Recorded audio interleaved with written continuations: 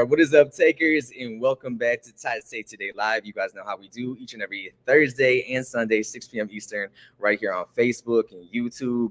And we're still celebrating Pride Month for LGBTQIA plus for all our fans that are in the community. And we got a really amazing show for you guys today. So y'all already know. I'm gonna let you guys know, if you haven't already, be sure to follow us on Instagram at It's Ty's Take Today, Facebook.com/at It's Ty's Take Today. And then, of course, be sure to subscribe to us on YouTube so you can see who's coming up on later episodes, as well as get caught up on previous episodes. Episode 39 already, so we're doing it. And then if you're old school and you're looking for some content and articles to read, we keep it real simple, TysTakeToday.com. That being said, if you guys are watching live on YouTube or Facebook, and you want to let us know where you're watching, or if you want to chime in on our topics and conversations, or if you have any questions for our guests this evening, you could be sure to comment and we'll share your comments on the show during tonight's conversation. So coming up for tonight's show, we are talking to Bryan Terrell Clark. So he's an actor, singer, songwriter. He does it all. You guys may know him from Diara from Detroit. We're going to be talking to him about life on Broadway and just his legacy and being an advocate, of course, within the community. And then we are going to also be talking to Dewan M. Jones Jr., also known as SixThree TheCreator. We're going to be showing some of his artwork, talking to him about his journey, some inspirations, and all of the amazing things that he's doing within our community as well. All right, so that being said, I'm going to go ahead and add Bryan up first. What's going on, Bryan? What's going on, everybody? Or takers, that's what we call everybody, right? What up, takers? Hey, takers. So I just want to say thank you for giving us some of your evening tonight. And I just want to really introduce you as the amazing individual that you are to our audience. And really, let's start off with Marvin Gaye, Motown, the musical. How did you prepare emotionally and vocally to portray such a legendary figure? And then what personal connections did you find within being a part of this amazing experience? Oh my gosh, I'm gonna answer all of that.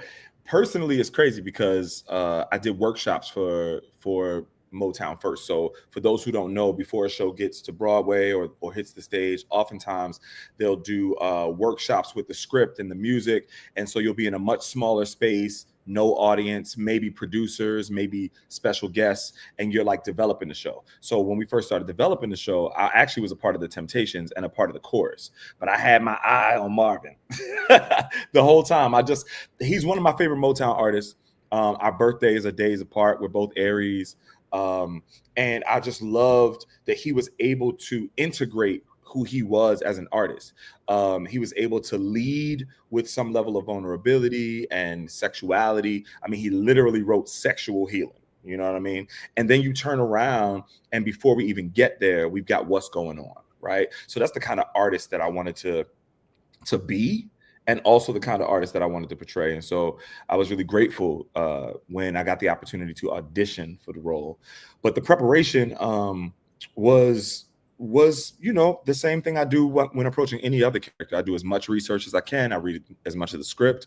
I've been fortunate enough to play three people in my career that have actually been living people. And it's more difficult in some ways, but it's way easier in a lot of other ways. So researching Marvin Gaye is the easiest thing in the world. There's literally interviews, concerts, all that kind of stuff.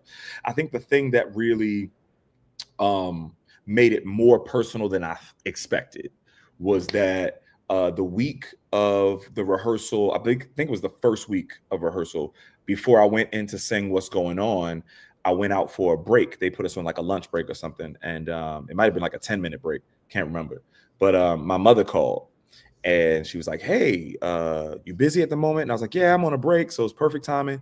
And she said, oh, you're in rehearsal. No, call me back. And I was like, what's going on? What happened? I can feel it, like something happened. And my cousin, who was like a brother to me, was shot down in a crossfire the night before in Baltimore. And then I had to go and sing What's Going On for the first time. And I think I understood the lyrics in a different way. When you say mother, mother, father, father, brother, brother, and you're asking these questions about what's going on, I think it hit in a very visceral way, in a spiritual way. And I realized that was the moment where like art imitates life, life imitates art, and we can use our art selfishly as an artist to move through and also be gifted with from our characters, things that help us move through our present moments, but also we can gift the world with it. I think artists bring a lot of vulnerability, and they show people that they're not alone. They introduce new ideas. They show humanity. We lift up a mirror to humanity. And I think I was able to do that in a more efficient way in the role because I personally was going through a lot of what that song was talking about. And so, yeah, my walk with Motown was life-changing, like literally life-changing. Yeah, it's one of my favorite things I've ever done. Yeah. Absolutely. And switching gears a little bit, for those that may haven't seen, I know you're also on Diarra from Detroit. So can you tell us a little bit about that for maybe people that are watching that haven't gotten caught up?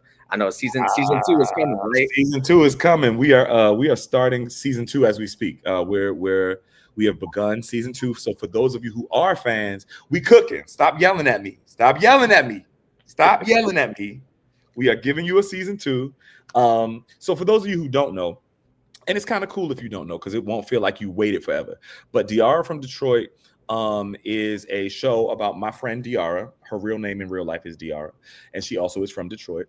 And she wrote this amazing piece that highlights her city. But essentially, she goes on this Tinder date with this guy, and he ghosts her. And all of us have either been the ghoster or done some ghosting or a little bit of both. And so she's thinking to herself, the date was amazing. He fine as hell. I know our chemistry was crazy. I know he didn't ghost me. Something happened to him. And so she goes down this wild goose chase. She drags her friends. I'm one of her best friends. And she drags us into this murder she wrote, Matlock, How to Get Away with Murder, drama to go and find this dude. And I won't spoil anything for those of you who haven't watched it, but what I will say is she was right. Something happened to him. And so it's hilarious. It's dramatic. If you like mysteries, if you miss shows like Insecure, if you miss shows like Atlanta, if you miss shows like Scandal and How to Get Away with Murder, it's a little bit of a mix of all of them is the best way I can explain it. But it's on BET Plus and BET. I think you can still access it through Amazon. And also shout out to Kenya Burris, who created Blackish. He's our executive producer. And we've just been coming up with some magic. Felicia Rashad is in the first season. Morris Chestnut is in the first season. Harry Lennox is in the first season. And I'm trying not to give any spoilers because I just read the first episode for season 2, and all I got to say is like, yo. It's so good. And I'm not saying it just because I'm on the show. Those of us who like really love TV, I'm not talking to everybody. Y'all move out the way. Those of you who love streaming shows, like, you got your good show. Those are usually the same kind of people that used to like TGIF and like, Shondaland Thursdays and stuff like that. This is that kind of show where you can just watch it and watch it over and over and over again. And because it's a mystery, you'll find different things. You'll hear different things that you missed the first time. And most of those kinds of shows aren't hilarious. So to have something that's crafted in an amazing mystery and drama, but it's also funny as hell, it don't get no better than that. So y'all check us out, Diarra from Detroit. Y'all are hilarious. Speaking of Diarra from Detroit, we're going to go ahead and show just a little teaser and show a little clip. My character, Mr. T? Oh, God. We're going to go ahead and show for them. Just a second to put that up. Crazy. Bananas. The salmon hand fried perfectly. Ooh. The next morning. Oh, chef, let me just finish this accent while before I bounce, okay? This dude busted out cans of Benjamin Moore like he was on HGTV. T, your place could really use some color. I bet it looks nice. It did look nice. Okay. But no, I want him gone. What am I supposed to do? Huh? Fight him? Call the police on another black man? I'm going to ask you a very sensitive question. Shoot. Do you like this guy? No, I'm not you. I'm not. I want him out. Mm-hmm. But he keeps giving me and feeding me delicious food. Ooh, that sounds terrible. No, but he's full of excuses. They're spraying for roaches in my apartment. There's a sinkhole on my block. Maybe there is a sinkhole on his block. No, he is a hobosexual. Well, your hobosexual can put me at the underground the night of the Russian.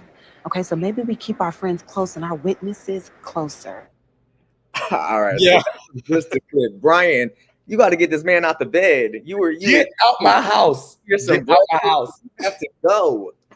I don't know about y'all out there, but like, have you ever been dating somebody and it's not that it's bad, but it's just these minor red flags? And I've never been fully in this situation, but it's great to be dating and it's new and they stay at your house and they stay another night.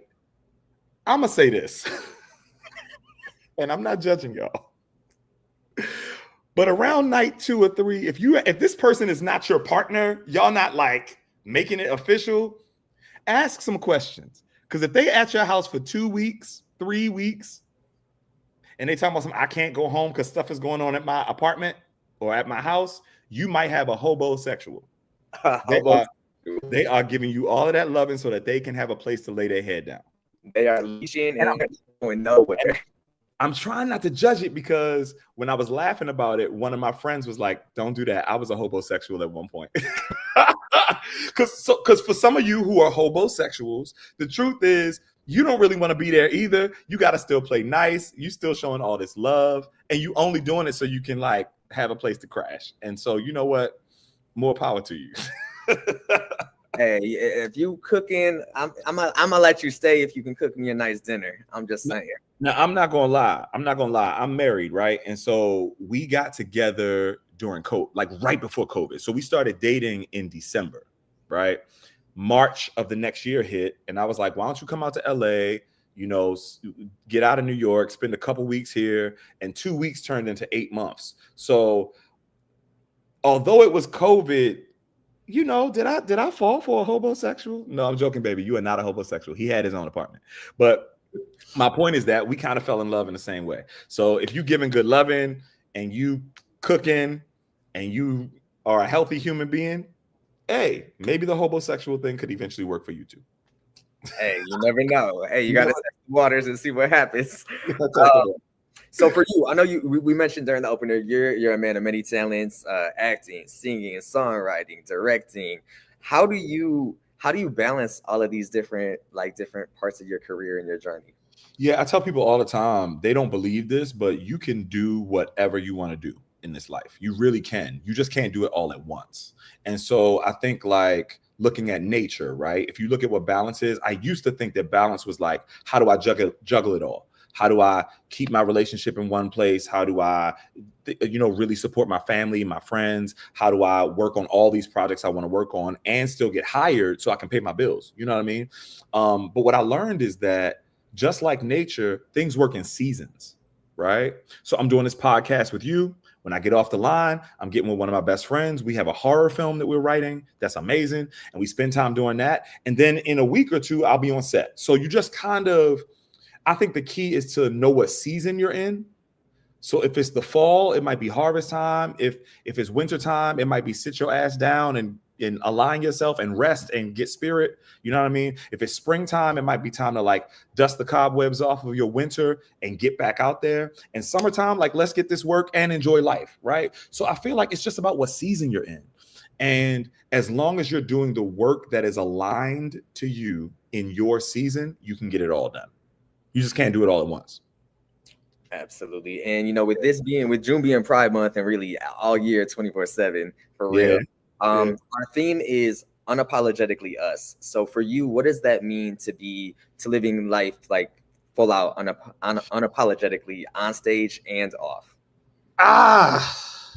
That's a hard question because I think my answer would have been different yesterday.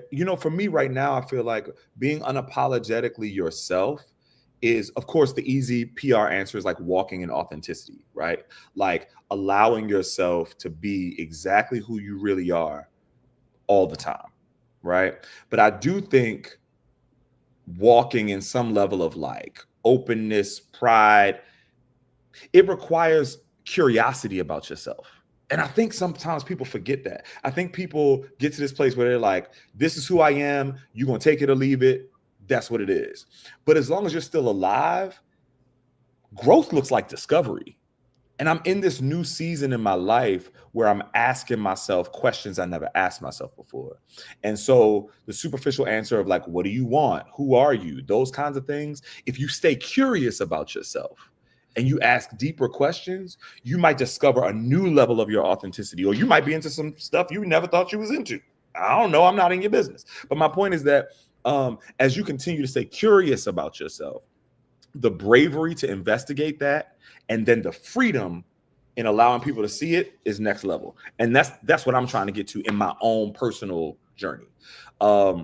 As a group, as a collective, Pride Month is about us coming together and celebrating so loudly, so joyfully, so unapologetic that those of us who are not in safe spaces can look and see where freedom is and go that way. It's kind of like being a lighthouse.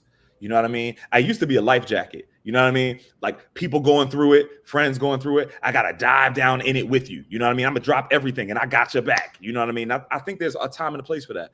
But a lighthouse works differently. You have to shine so bright in your truth and your authenticity that you're not just diving down in the waters to save one person, but by showing up fully as who you are, you shine so bright that people that are far away, that you might not ever meet, they see your light and they know it's possible. And they know I can travel that way to safety. So for those of you out there who like might still be on the low, for those of you out there who might be in situations where it's not safe for you to come out, that was me for a long time. For those of you who have been conditioned by Black community, church, all those things, right? And you don't necessarily feel or see the path, it's up to people like me and Tyler to just live in our authenticity so that one day you will find space and community where you can just be yourself. Everybody deserves that. So yeah, that's what I think. Absolutely. Dropping gems. So for those out here that, you know, maybe they identify as queer youth or just overall up and coming performers or creatives, you know, for those that may be watching you and they're like, damn, maybe I could be like Bryan. Like, what advice would you give to somebody out there that may be struggling, starting their career or their journey? Keep going. Keep going. Keep going. Keep going. Keep going. I was really blessed before I was working in my art at this level to have big brothers and mentors. And Billy Porter was that for me. Coleman Domingo was that for me. And this is before the world knew who they were, right? They were so dedicated to their art and so dedicated to what they believed in that now that you look at them and it feels like superstardom. But they were that to me before the world knew. And so what I would say is like, keep going and build community. Also, Issa Rae used to talk about this, but I think it's so true. Everybody always feels like they have to politic and rub shoulders and navigate in like up. You know what I mean? Everybody always feels like they need somebody to give them an opportunity, somebody to open the door. And the truth of the matter is like, it's the people next to you. It's the people next to you. It's not always somebody above you. Sometimes it's somebody that's like your ace, your bestie. They've got a talent. You've got a talent. Both of y'all have the same dream and vision. You come together in community and you make it happen. And as long as you're already in the flow of that, when one of you pops, all of you pop. You know what I mean? So I think that would be my other suggestion. Keep going and find community. Absolutely. Surrounding yourself by positive people and having that, building that community of people that you can trust and just be yourself with and grow together. Yo, vibes don't lie. Energy don't lie. And if you are a person that wants to grow and you keep hanging around people and every time you leave them, you feel drained. Every time you leave them, you feel exhausted. That's not the place for you. Another great example of that, getting out of the spiritual woo-woo and making it practical, is Diara from Detroit is my first series regular. Of all the things I've done in my career, is my first series regular. And my friend is Diara. So she wrote this role in my voice and based on me. And my first series regular opportunity was given to me. Well, I still had to work for it. I still had to audition, still had to blah, blah, blah. But my point is that it was given to me by a really close friend. So I say all that to say, you know, your blessing might be sitting right next to you. You just got to make sure that you're sitting next to the right people. Absolutely, absolutely. And I know you've been really open about discussing mental health and being an advocate within our community. Yeah. For you, are there any particular practices or routines that have really helped you stay grounded, especially, with the pressures of performing and then your public life, your private life? Any routine or things that have helped you out during your journey? Absolutely. I think when life got the hardest, I was going through a crazy breakup. I was kind of like about to be kind of in between jobs. And I'm actually putting this in a book that I'm writing. So I'm not going to give y'all all of it. But one of the things I started doing around 2017 is when I woke up in the morning, the first thing I would do before I grabbed my phone, is I would write down 10 things I was grateful for. Eventually, I got so energetically good at it that I could grab my phone and write it like in my phone. And it's something that me and Diara still do, actually. Like as friends, even if you forget one day, you wake up and you go and get a text from your friend of the things they're grateful for. And so it's something about waking up in the morning, knowing that the world is what it is, but you can still find something to be grateful for. Starting your day like that, it's like it rewires the brain. So all day long, I'm just seeing all these things I'm grateful for, and all of a sudden my life feels more abundant. And so as an artist, but also just for my Black queer man mental health, starting off my day with gratitude has changed my entire life. It's a gateway to abundance. And so, yeah, start your day with gratitude. I love it. Hey, I love it. And so we're gonna show some pictures because I want to talk fashion with you. So if y'all haven't seen Bryan Lord, fashion, that's what I need to know, because we're gonna scroll through some pictures real quick. But how do we get to your status when it comes to these fashion outfits that we're showing here? Wow, I'm so excited because even just looking at some of these pictures, I'm like, some of these designers are epic, and then it's such a great mix of, the top designers, and then also like leading the way Black designers. And so for me, I think when it comes to my personal style, I think I like to play around with a lot of things that feel classic, but then always have like this unexpected artsy, unexpected fun, unexpected element to it. Like I just went to the BET Awards and I wore this like white tux, but then I wore these like Doc Martens that had smiley faces on them. You know what I mean? It's like, so for me, it's about like allowing it to express who you really are, but also having fun with it. I'm really blessed because my husband is not only a prolific costume designer on stage and film, but he's also my stylist and also launching his own fashion design soon. So I kind of got it in-house. And so we now have a shorthand. I don't really have to express to him what I'm looking for as much as him bringing me options or just being like, baby, wear that. And I'm like, absolutely. Get you a man or a partner that knows what they're doing. Get you a partner that's like, here. And you're like, absolutely. What you think about this? What do I think about that? Absolutely. So it makes that experience collaborative and fun for me. So definitely. Yeah. And so, you've already played various iconic roles and made waves across multiple different platforms, Broadway and Diara. The list goes on and on. For you, what does legacy look like, and what do you hope people take away when they see any of your work? I think I'll answer that in the reverse. I think I would love for people to see themselves. I think when I was coming up, it was hard for me to locate myself. And a lot of people of color, I think y'all gonna feel me on this. Even though you might know your sexuality, or even though you might know the truth in your gender, whatever that is, the society around you is painting a picture that you're not normal. So you also feel isolated. But then when you finally look out into the community, it's a double whammy when you don't see yourself.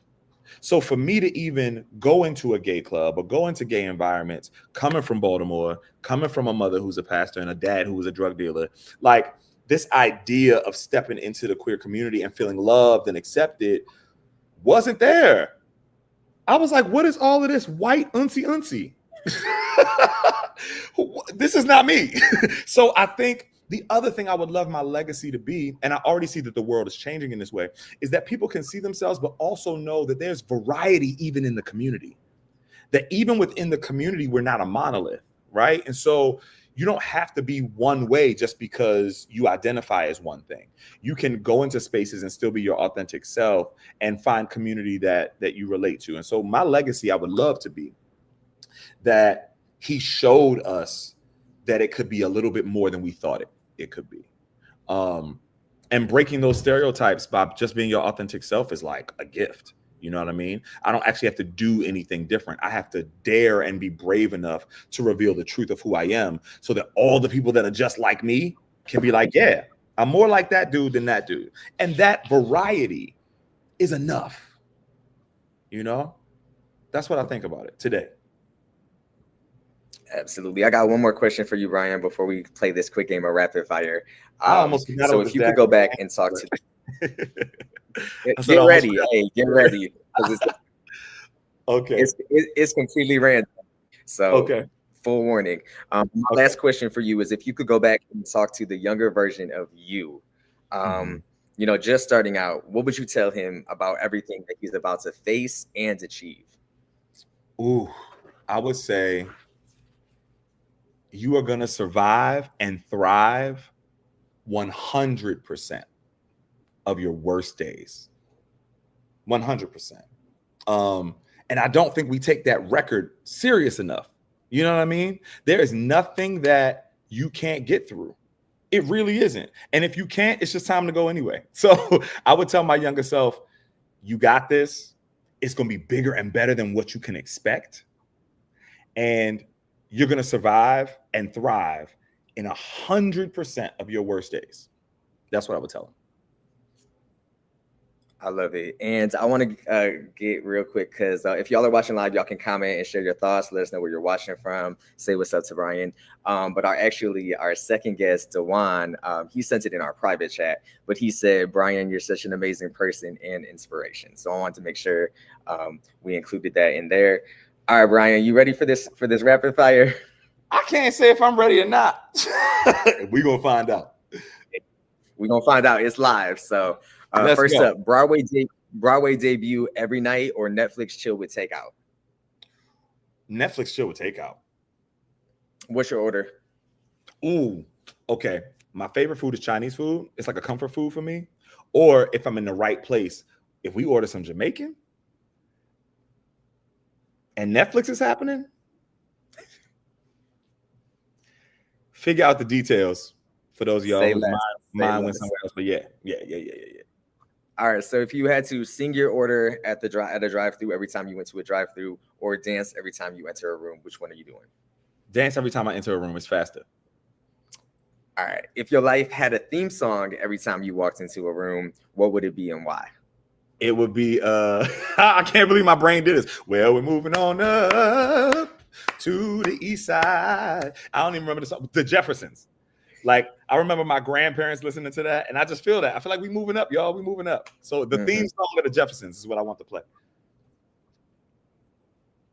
For sure. I listened to this podcast called Authentically Detroit, and they use that as their opener in their podcast every episode. Listen, it's perfect.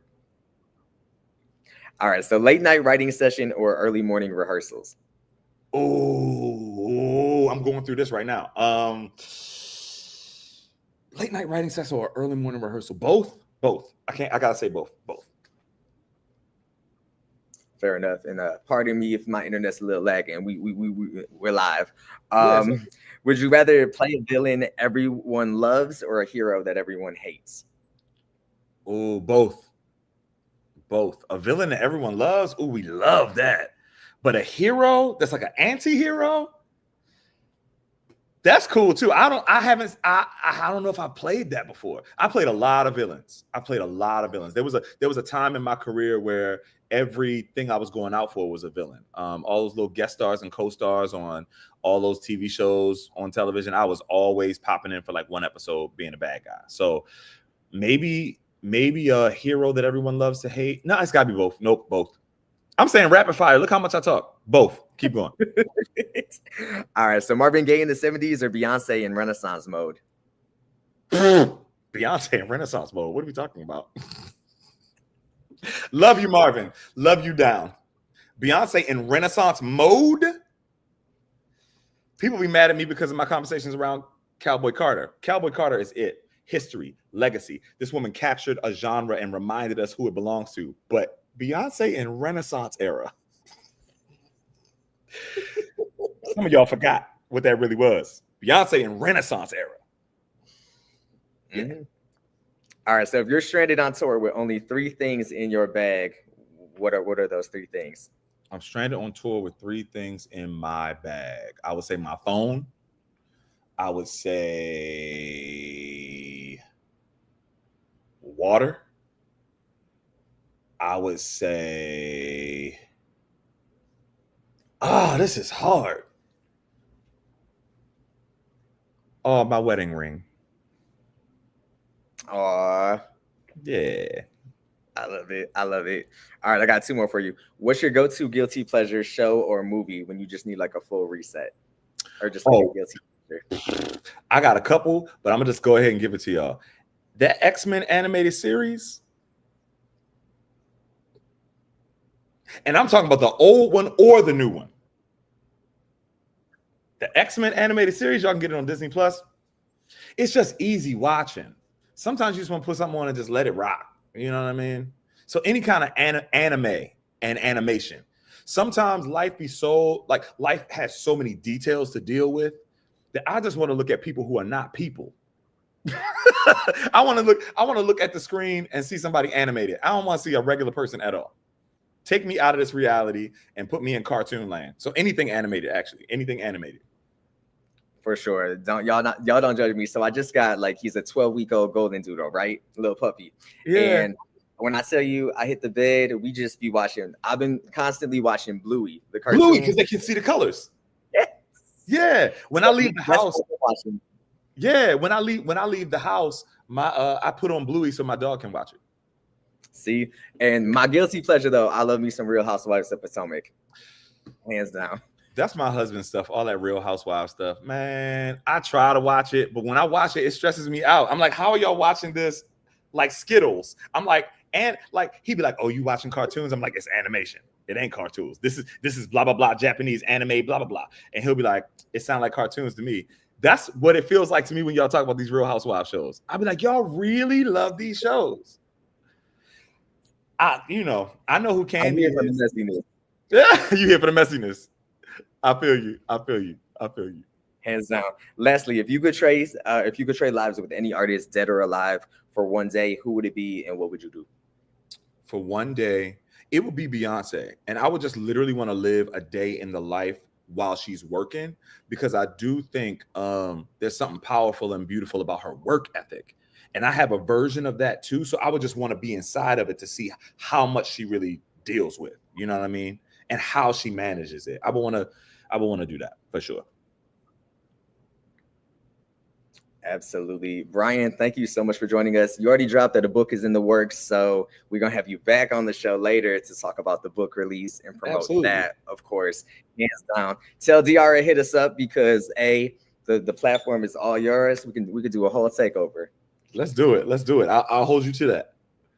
For sure. So be sure to let everybody know where to follow you on social media. So y'all can find me on Instagram at TheRealBTC or at my website, www.bryanterrell.com. Okay. All right. Well, I appreciate you. Enjoy your weekend and keep in touch, and we'll talk to you soon. For sure. Thanks so much. Have a good one. You too. All right, y'all. So this is Ty Today Live. That was Bryan Terrell Clark, and you guys can catch Diara from Detroit on BET and BET Plus. So be sure to check it out. Coming up next, we are going to continue the episode. He's an artist, he's an advocate, he's an overall creative, and I'm super excited to be talking to him and sharing some of his work with you guys. So let me go ahead and add him to the virtual platform right now. What's going on, Zawan? Hey, how are we doing today? Doing well. I love it. Got the art in the background. So I'm super excited to talk about. It was definitely challenging for me coming up with your questions. I'm gonna just be fully transparent because the bio was so detailed and so descriptive. So really, I just want to kind of introduce you to our audience and share a little bit about yourself and what really started your journey. I know you're very open and vulnerable with your journey and life experiences. So first of all, just thank you so much for joining us and sharing a part of your journey this evening with our audience. Well, thank you for having me. And I was gonna say, I'm here for all the fun and stuff like that. I'm always gonna be vulnerable and transparent with people because I truly want everybody to get to know me for me, my authentic self. So Absolutely. So I want to actually start off. You were diagnosed with HIV at just 17 years old. So what was that experience like for you? That all navigating that life altering moment alone. What was the turning point, or was there a specific moment in your life where you were like, this is what I want to do. I want to share my story with the world. I want to be vulnerable. So honestly, it was like a shock, but it wasn't because I kind of knew what I was doing in the lifestyle. I knew I was having unprotected sex, doing all these things that my mom warned me not to do. So I didn't blame anybody or take any like vengeance on the world, as in like, oh, this is someone else's fault. No, I took responsibility for my own thing. And at the time when I found out, my mom was locked up in jail. So again, I did have to hear this diagnosis by myself, handle how to figure out do prescriptions, find medication, stuff like that, all these different things that a 17-year-old does not know how to do, but I figured out how to do it. And it literally took like almost 10 plus years when I finally moved to Atlanta. So this is years later where I finally ran into a group of individuals, Thrive SS, one of the first nonprofits I worked for as their linkage coordinator.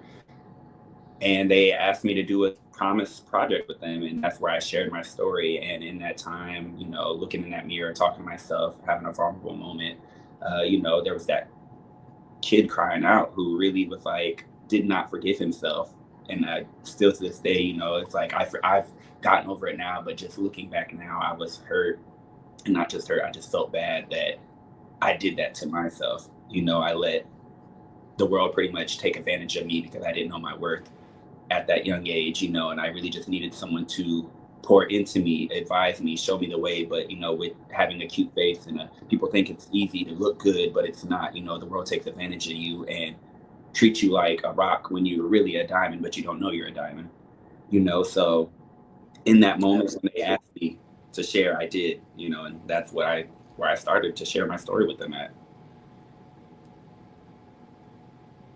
Absolutely. And for people out there that may be even scared just to go and get tested, or what I mean, to know their statuses, or if there's just people out there that may be watching this interview and maybe battling some inner things that are going on in their life, what advice would you give to them when it comes to these having these conversations?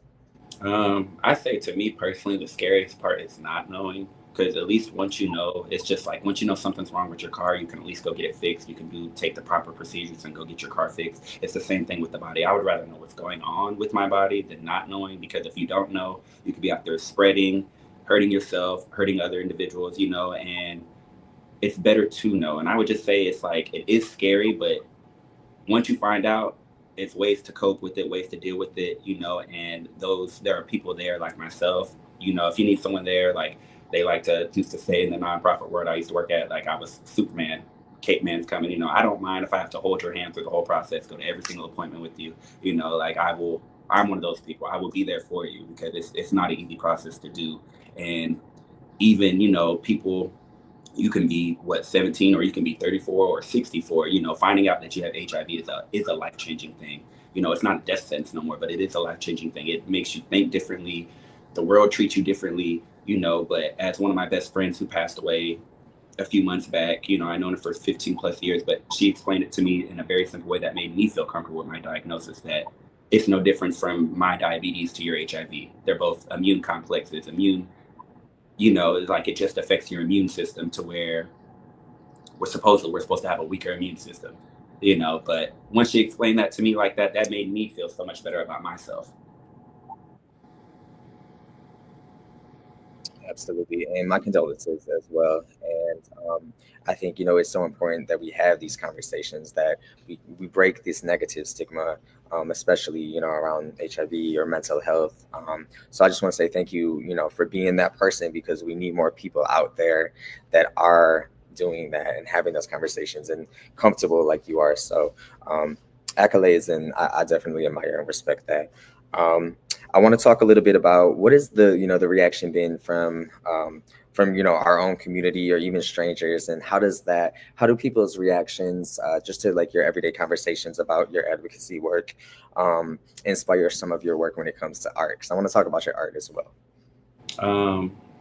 So I've done a few HIV pieces, but just one in particular. So it was for the 10-year anniversary. I can actually go grab it, but that type of work, it inspires me, and I want to do that work. I don't always do HIV work, but one way to touch people's hearts is through art. People love art, and it may not be an easy conversation to have, but this is a way to have a conversation without having a conversation. Gets the questions going, get the ball rolling. It's just like making people think in another way of like, well, dang, what if I was in their shoes?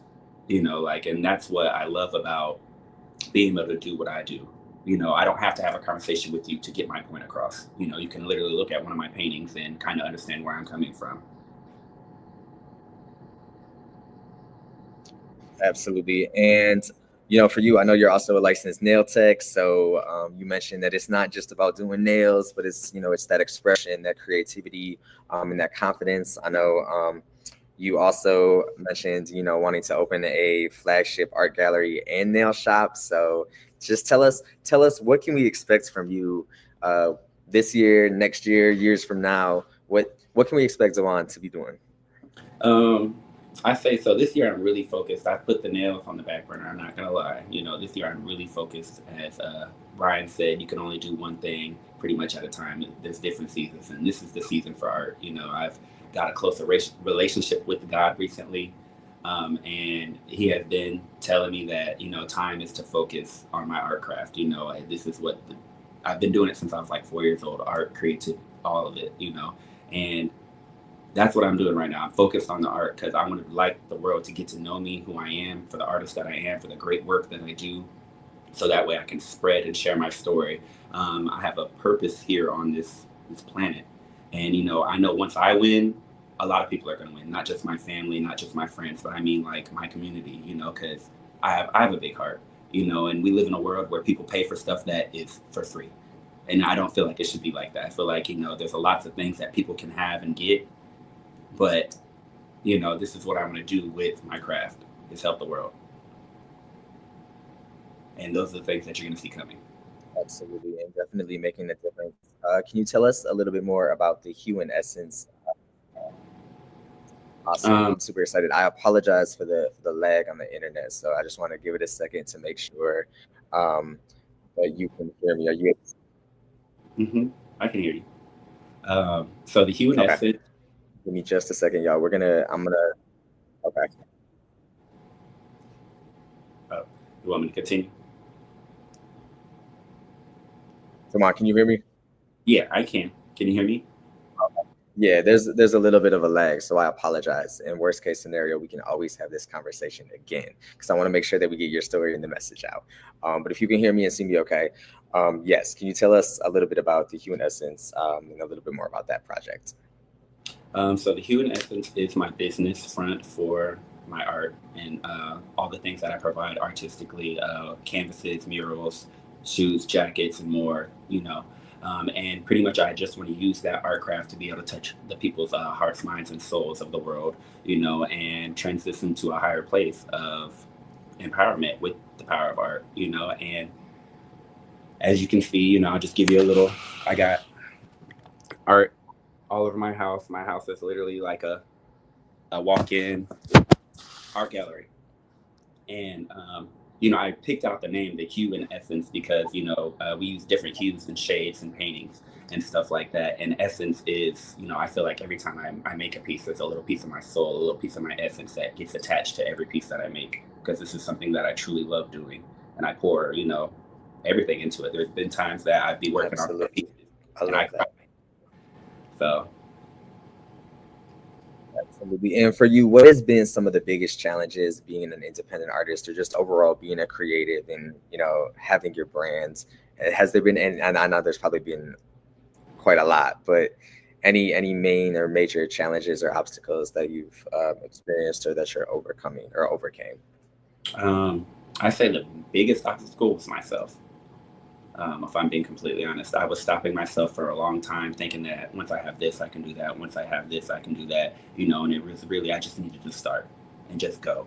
And now that I'm doing that, I see that the obstacles are just falling out the way. That once I got out of my own way, the doors just started opening.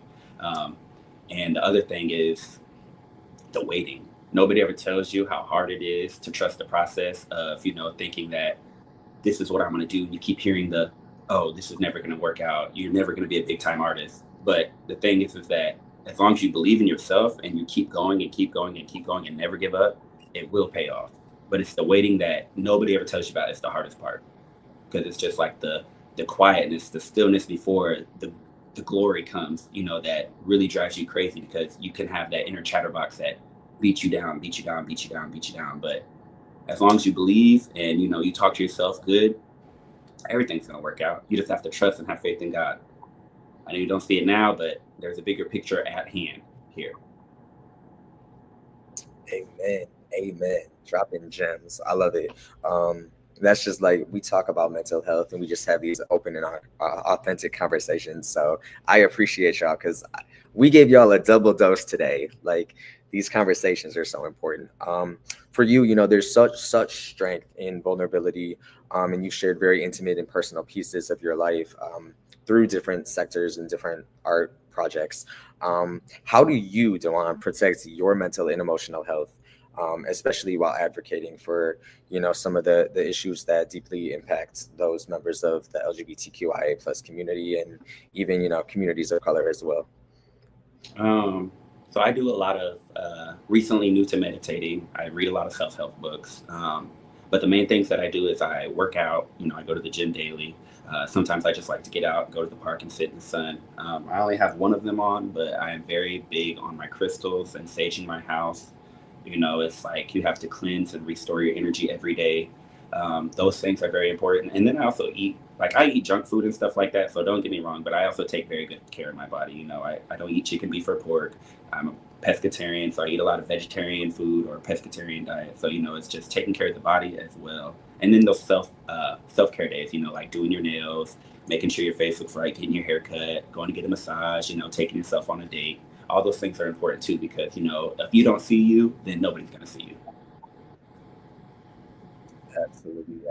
I just got my haircut. We were just talking about this before we went on. It's so important to take care of yourself, especially like if you're going through a breakup.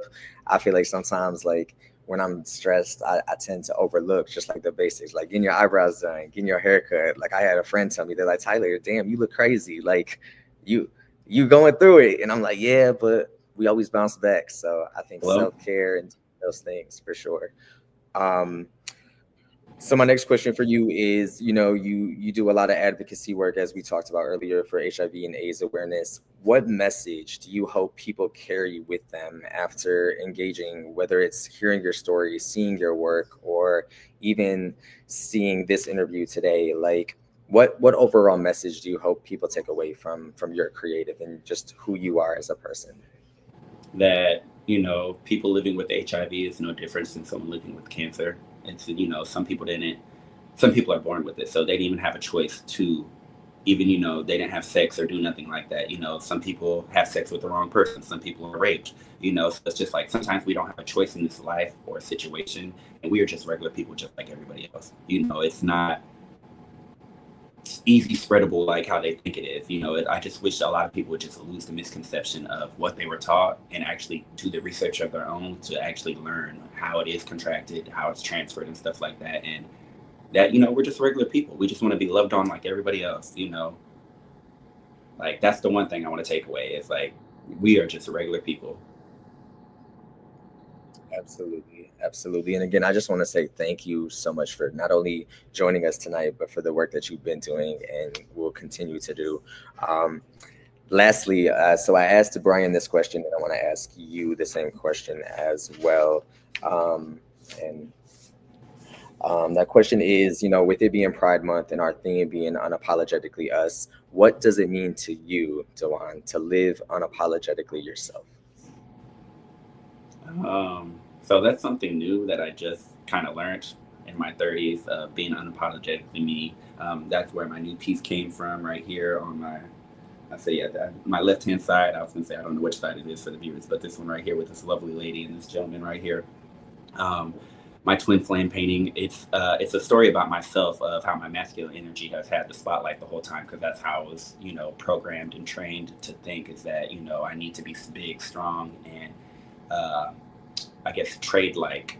But now I realize, since I work at a thrift store and have access to all these clothes, that my gender fluidity is where I'm the happiest. I've been sacrificing and killing half of myself this whole time. Now I wear skirts and high crop tops. I have a whole purse collection. I step out of my comfort zone. I got Paris flips. I like to think of myself as the life-size Barbie doll or Ken doll, and I get all these options to be able to just dress up. Like every day when I go to my closet, I just look like, what am I going to wear today? Who am I going to be? Do I want to be an astronaut, or do I want to be, a lawyer, or the painter, or do I just want to be a hippie? It's just and just being able to do those different things, being unapologetic with me, that's what it means to me, walking in the truth. Because when you walk in your truth, all the doors, the people who are supposed to be with you will be with you. When you walk in your truth, it keeps people away from you that aren't supposed to be with you, because they're just, they're like, oh, that's not me. But that's where you bring your real tribe to you, is when you walk in your truth. And I just say, people really need to get out of their head thinking oh, I can't do that. I don't want to do that. I'm worried about, no. At the end of the day, baby, we're all living our best life. And life is just, I don't know if we entered World War III, but life is too short. That's the one thing I realized when my best friend passed away, is that life is too short, and I don't have time to worry about what anybody else thinks about me. I want to live my life and not have no regrets when, it's my time to go. Absolutely. All right, Zaman, you ready for this quick game of rapid fire? Let's go. All right, so first up, cartoons or anime, and then what's your go-to comfort show after a long day? Well, anime always over cartoons, and I would say a comfort show for me, Tokyo Ghoul, if it's going to be anime, but if not, I will pop on Sing 1 or 2. I know that sounds crazy, but it's just I know exactly how the movies are going to go, happy, beginning, end, middle, and then the end, so those are comforts for me.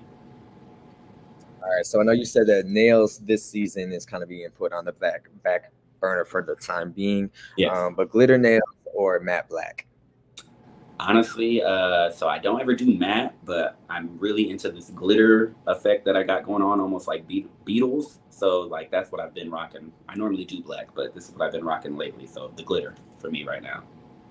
For sure. Would you rather paint a 6-foot mural or do 10 full sets of nails in one day?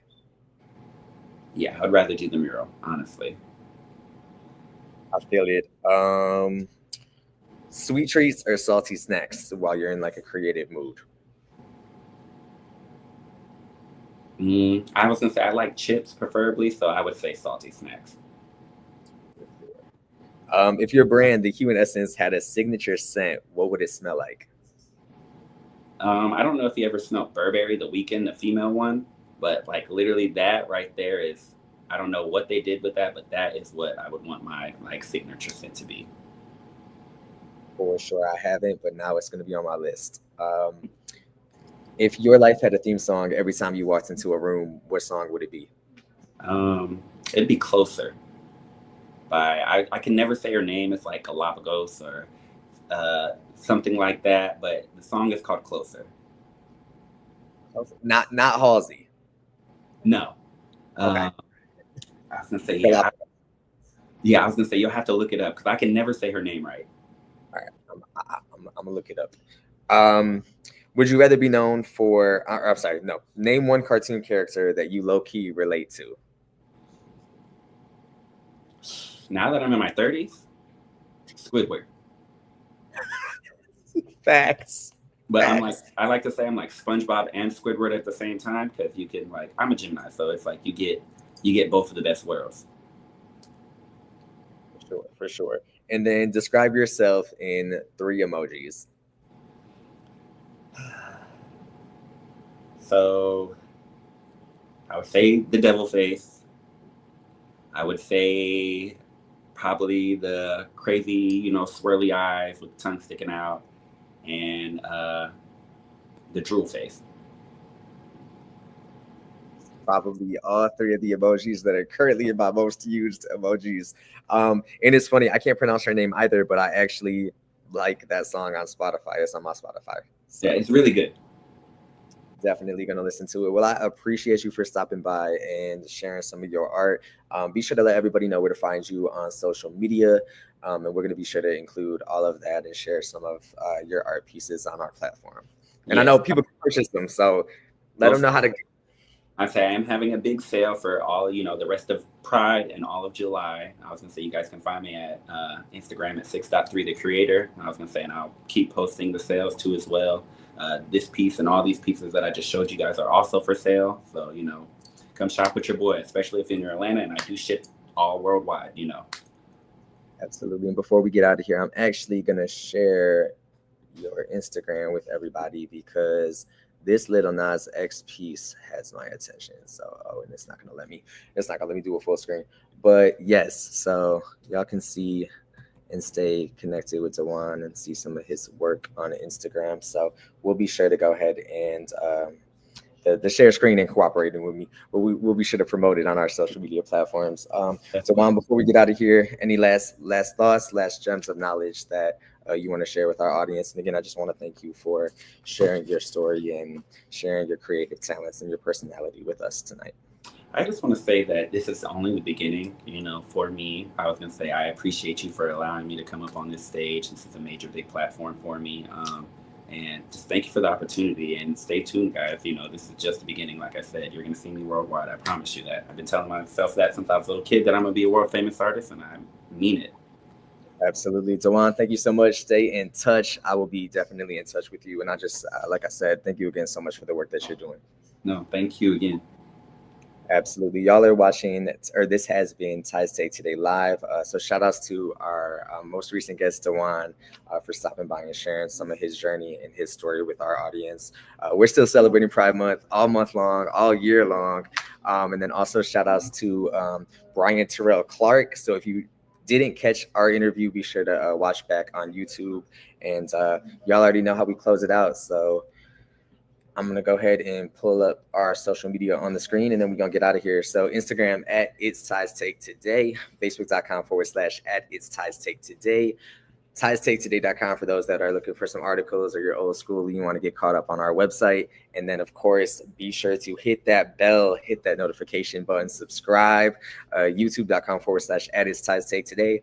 You can get caught up with all our past 38 episodes, see previous interviews and segments, and then you can also see who's coming up next on the show. We do this each and every Thursday and Sunday at 6 p.m. Eastern. So once again, make sure you guys love on yourself, love on your family, tell somebody you love them, have a safe weekend, and we'll see you guys right back here on Sunday.